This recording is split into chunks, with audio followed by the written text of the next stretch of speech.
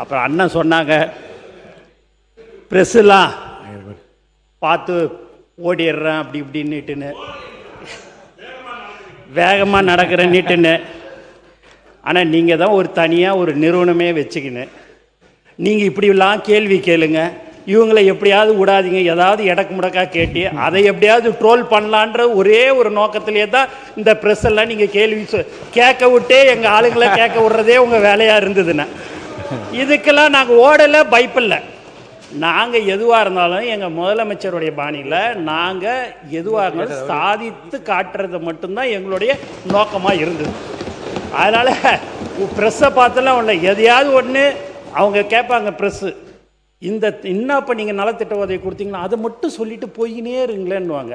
அப்படி மைக்கை நீட்டும் போது மற்ற 2 கேள்வி எங்கள் அண்ணங்களாம் சொல்லி அனுப்பிச்ச கேள்வியை அவங்க அப்படி கேட்பாங்க.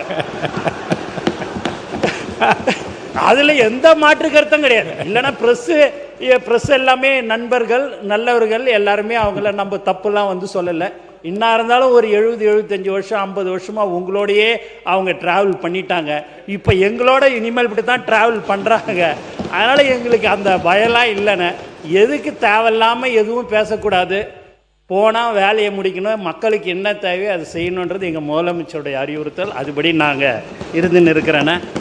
அதுக்கப்புறம் அண்ணன் இந்த எஸ்சிலாம் சொன்னார், அதெல்லாம் எங்கள் அண்ணன் 5 வருஷமாக இருந்தீங்க, அதெல்லாம் விட்டுட்டு நாங்கள் வந்து 100 நாள் தான் ஆகுது.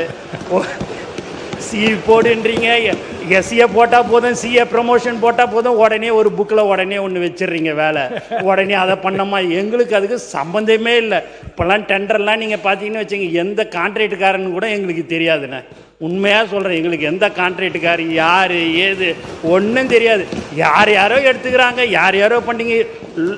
லோவில் போட்டால் செர்த்தான், கம்மியாக பண்ணி எடுத்துக்க, எதையாவது பண்ணி எங்களை ஆளை விடு. நாங்கள் எங்கள் முதலமைச்சர்கிட்ட எந்த ஒரு கெட்ட பேரையும் வாங்கிக்கக்கூடாது, மக்களுக்கு செய்யணும். அந்த ஒரு நோக்கத்தோடு தான் நாங்கள் இருக்கிறோன்றது சொல்லிக்கொள்ள ஆசைப்படுகிறேன்.